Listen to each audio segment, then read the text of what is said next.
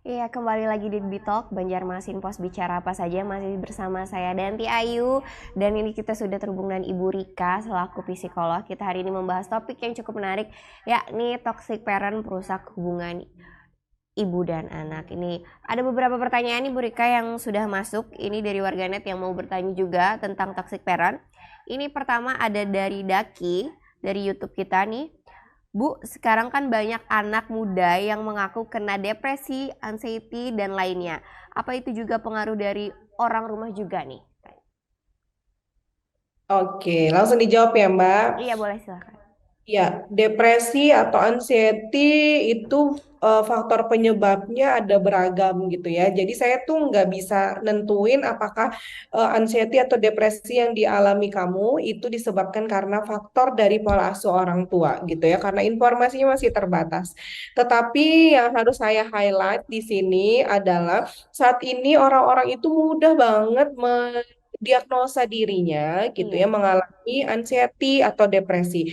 Jadi please jangan sampai self diagnose gitu ya. Jangan sampai kita mendiagnosa diri kita sendiri bahwa kita mengalami depresi atau anxiety karena yang berhak untuk mendiagnosa eh, itu ada sebuah gangguan mental atau gangguan psikologis ya yang berhak untuk mendiagnosa itu adalah psikolog atau psikiater atau tenaga kesehatan jiwa lainnya.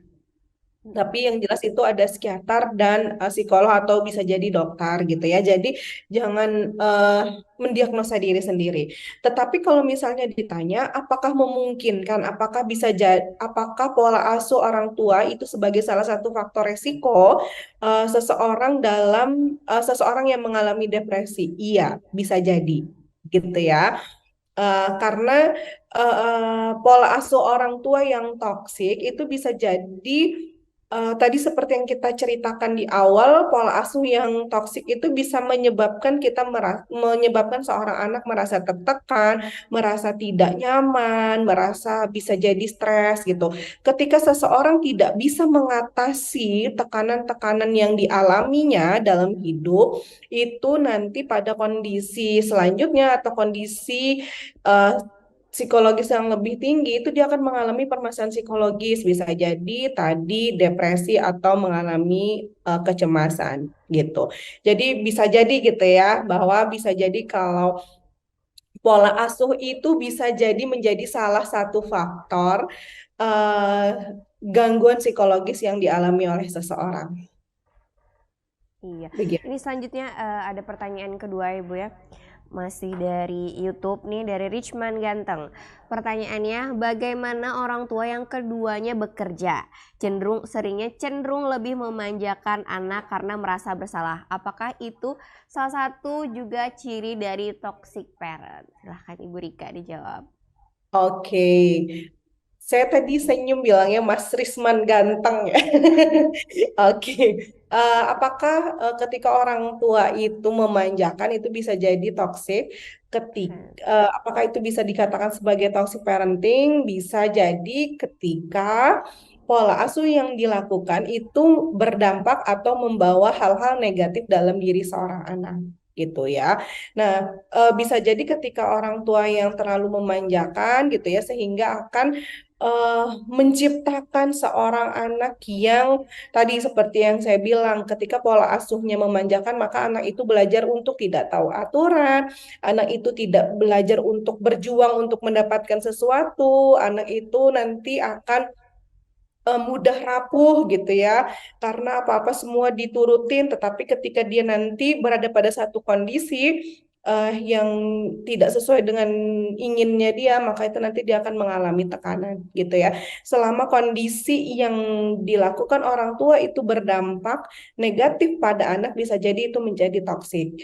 Lalu gimana sih kita sebagai orang tua yang bekerja, misalnya ibunya wanita karir, ayahnya bekerja, saya selalu bilang seperti ini, eh, pola as, eh, pola asuh atau parenting itu tidak terkait dengan quantity, tetapi sifatnya lebih kepada kualitas. Oke. Kalau misalnya nih kita jadi orang tua yang sibuk bekerja, nah Tetapi kan kita punya waktu ke rumah. Nah, ketika kita berada di rumah bersama anak, ayo kita buat quality time together gitu.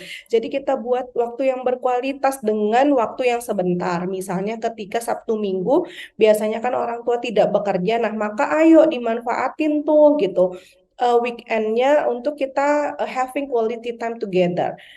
Ya, atau misalnya di 2 jam, misalnya, oh saya baru bisa ketemu anak saya ketika malam setelah maghrib, karena saya kerjanya misalnya sampai maghrib, maka setelah saya datang ke rumah sampai anak mau tidur, ya saya harus menciptakan suasana gimana caranya biar dalam waktu 2 jam itu anak mendapatkan kasih sayang dari orang tuanya, mendapatkan perhatian dari orang tuanya. Pun sebenarnya walaupun kita bekerja bukan berarti kita tidak bisa menjaga, kita tidak bisa memberikan kasih sayang kepada anak. Kan sekarang kecanggihan teknologi gampang gitu ya. Kita bisa selalu telepon anak untuk berkomunikasi, video call gitu, menunjukkan bahwa walaupun mama sibuk, walaupun papa sibuk, tapi mama papa itu akan selalu ada buat kamu. Seperti itu. Jadi jangan sampai bekerja itu menjadi alasan kita untuk bekerja itu menjadi alasan kita untuk tidak memberikan kasih sayang atau mengembalikan fitrah kita sebagai orang tua di hadapan anak. Itu tadi yang perlu digarisbawahi ya. Karena sebagai ibu pekerja juga kita sering merasa ada yang mengganjal nih hati apa merasa bersalah ya Bu, cenderung merasa bersalah. Itu tadi kata Ibu Rika, yang baik adalah quality bukan cuman quantity. Oke, ini kita ke pertanyaan ketiga nih dari Instagram dari Aulia Nida. Ini Bu, apa pemicu adanya toxic parents? Selain dari trauma, apakah mungkin muncul dari pola hubungan antar pasangan? Akan Ibu. Oke, kalau kita ngomongin tentang faktor-faktor yang mempengaruhi toxic parenting itu apa? Satu, bisa jadi pengalaman di masa lalu, atau kita itu punya pola asuh yang juga toxic dari orang tua kita. Tadi kan sudah berulang sebenarnya saya ceritakan bahwa ketika kita mendapatkan perlakuan tidak menyenangkan, kita mengalami kekerasan, itu bisa jadi nanti kita akan melakukan kekerasan yang sama pada keturunan kita berikutnya.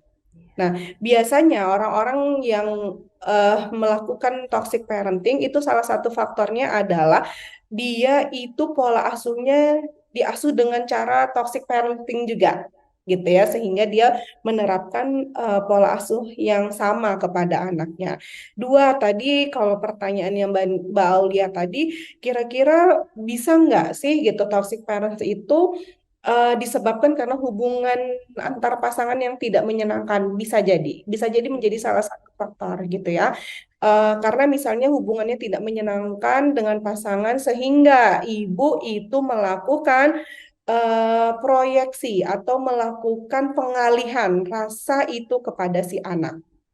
Misalnya si istri ini nggak berani istri mendapatkan perlakuan tidak menyenangkan dari suami gitu ya. Kemudian si istri itu akan melampiaskan rasa tidak nyaman, rasa marahnya kepada anak sehingga anak itu merasa bahwa ibunya melakukan toxic parenting gitu ya, karena eh, si ibu itu mendapatkan perlakuan tidak menyenangkan dari pasangannya sehingga dia juga meneruskan rasa tidak nyaman itu kepada si anak. Jadi bisa jadi gitu kemungkinan berikutnya adalah memang ada hubungan yang tidak harmonis antara suami dan istri. Makanya banyak orang yang bilang gitu, saya juga selalu menekankan bahwa kalau misalnya mau rumah itu bahagia, kalau mau rumah itu tenang, buatlah dulu ibu itu menjadi bahagia. Karena ketika ibu itu bahagia, maka anak akan bahagia, suami juga akan bahagia. Jadi sebenarnya kunci di rumah itu adalah ibu. Jadi jadilah ibu yang bahagia. Jadilah ibu yang bahagia dan buatlah ibu yang bahagia tadi ya. Ya, Ibu Rika. Oke, betul. ini ke pertanyaan terakhir ya Ibu Rika, langsung saja ini dari Erika MOP. Cara meredam diri ketika adanya kita sadar rasa toxic parents mulai muncul pada diri kita saat memberikan pola asuh kepada anak itu seperti apa? Cara meredam. Oke, ini tuh tugas paling susah yang Iya. kita lakukan sabar itu adalah hal yang mungkin paling susah dalam parenting. Semudah nyebutin, tetapi melakukannya kadang seringkali lupa, seringkali susah kita bisa sabar gitu. Padahal sebenarnya kunci dari pengasuhan itu salah satunya juga adalah sabar.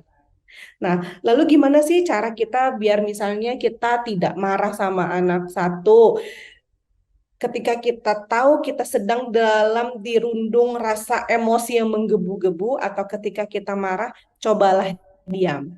Toh juga di dalam Al-Quran juga disebutin kalau kamu marah maka diamlah gitu ya. Sama kalau mungkin psikologi juga mengadaptasi dari apa yang disampaikan dalam Al-Quran tersebut. Jadi kalau misalnya kita sedang marah, kita tuh harus diam, kita tuh harus beri jeda buat diri kita untuk berpikir karena apapun yang kita lakukan segera setelah marah itu biasanya kurang tepat dan itu pasti akan menyakiti atau merugikan orang lain atau bisa jadi merugikan diri kita. Misalnya nih kalau kita marah biasanya kita kan nggak bisa berpikir lagi kita mukul, kita ngomel, kita bentak. Nah kita ngomel, kita mukul, kita bentak itu kan menyakiti orang lain gitu, menyakiti anak kita. Nah, sehingga ketika kita marah, mudah-mudahan kita tuh ingat paling enggak untuk diem. Ya, jadi beri jeda buat diri kita untuk berpikir sejenak. Apakah ketika aku marah itu apakah ketika aku marah itu adalah tepat? Kenapa sih aku marah? Apakah perilaku anak ini dia berperilaku seperti itu karena apa? Jadi beri waktu kita untuk berpikir.